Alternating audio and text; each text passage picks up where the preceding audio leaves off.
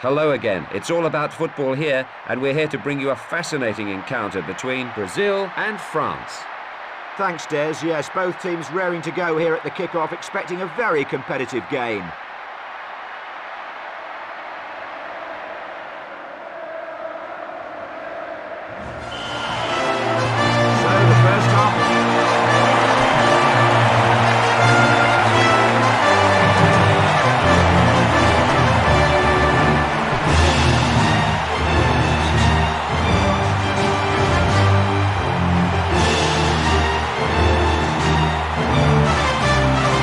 Welcome to this friendly from John Watson.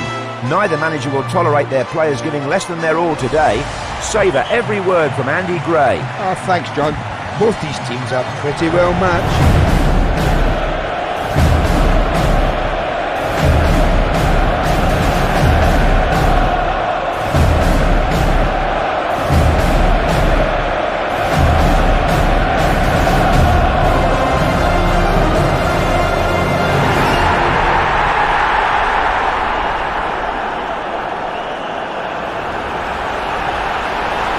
Italy were the first European nation to lift the World Cup 72 years ago.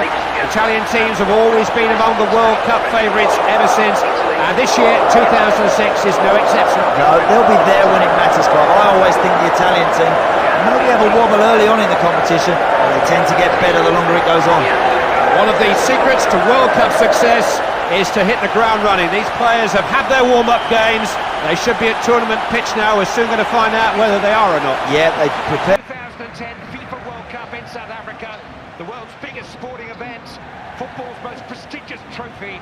Serious business for the teams, a carnival atmosphere among the fans. The whole country is in party mood, but these players carry their nation's hopes and dreams onto the field. For them and for their managers, no greater honour, no greater pressure than representing your country on this stage. Andy Townsend, you know what it's like.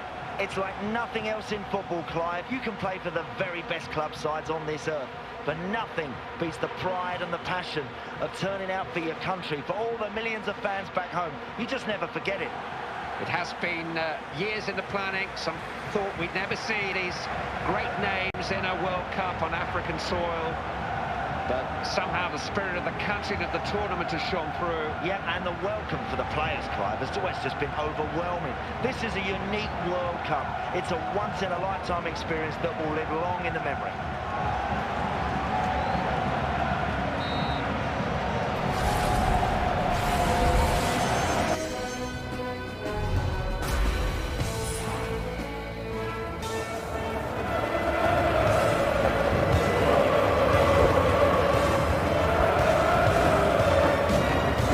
Again, Clive Tilsey and Andy Townsend, your commentary team for a group match, a passport to the knockout stages. Yep, interesting match-up this between two very good teams. Something about night matches at the Maracanã, a real buzz, a real sense of occasion. Always makes the surface a bit quicker under the floodlights. And now the pre-match national anthems of Brazil and England.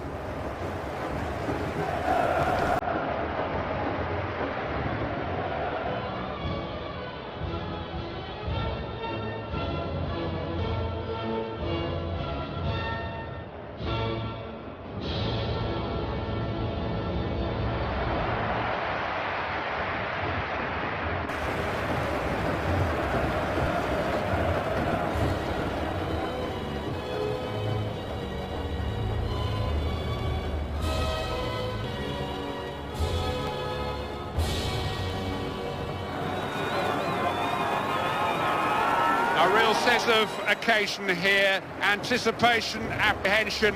Brazil take to the field for the first time. Is this a team that can win on home soil? I'd love to see this team go all the way, I really would, Clive. You can imagine what sort of reception they're going to get from their supporters. It's just a joy to watch this team perform. The last meeting on the World Cup stage of Brazil and England was in the Japanese city of Shizuoka in 2002. Yep, I remember that goal from Ronaldinho, that free kick that just bamboozled David Seaman. Did he mean that? I'm still not sure. We're at the Maracanã, the iconic setting for the 1950 World Cup final. Very different stadium now to then, partly rebuilt for these finals, but the spiritual home of Brazilian football. Doesn't get much better than watching a game in Maracanã. It's always good to see international football, isn't it, Alan? It is, and listen, as a player, when you're playing for your country, it's always a huge match, and whether it's a friendly, whether it's a competitive one, for these players, this is a big, big day. Today's game features France against Croatia. Well, this is a match-up between two international teams today. The disadvantage, Alan, is that they don't play together very often. The positive, of course, is they are the country's very best players. They are indeed, and we have got some quality players to enjoy out there today, but as you say, not all of them have played together too often, so there might be a slight lack of understanding at times.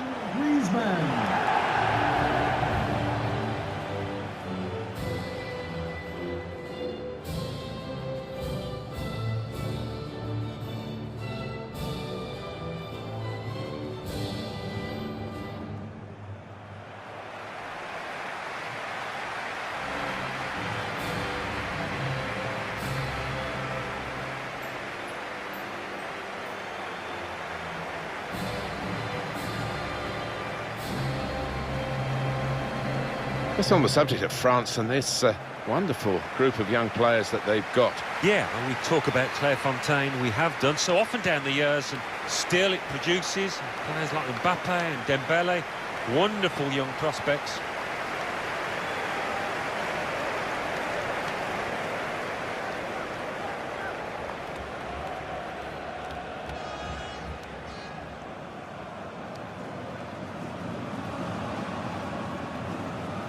This is the starting 11 for France. Hugo Lloris starts in goal. Samuel Umtiti plays with Raphael Varane in central defence. Paul Pogba starts, looking to continue his great form in midfield. In attack, Olivier Giroud partners together with Antoine Griezmann.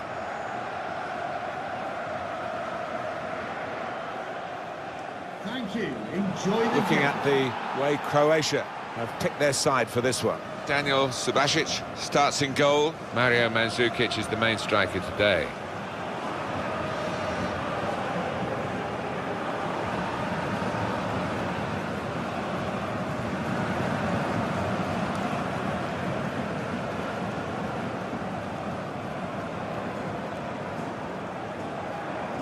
It doesn't get any more tension-packed than this. The 2022 FIFA World Cup final. Who is going to come out on top?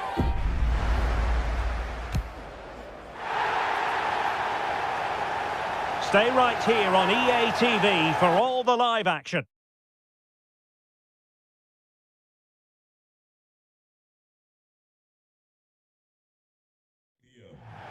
Hello and welcome to a contest of colossal meaning.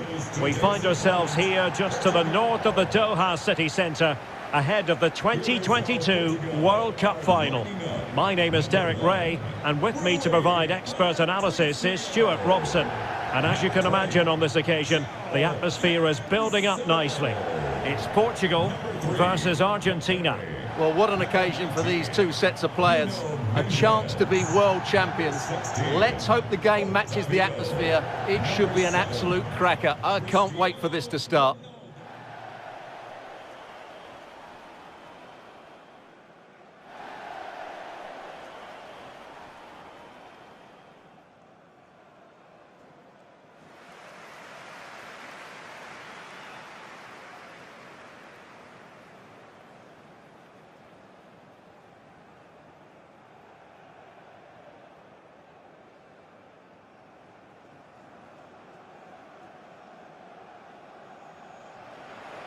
Here's how it looks for Portugal. Rui Patricio stands between the posts. Bernardo Silva plays alongside Bruno Fernandes in central midfield. And the focal point in attack today is Cristiano Ronaldo.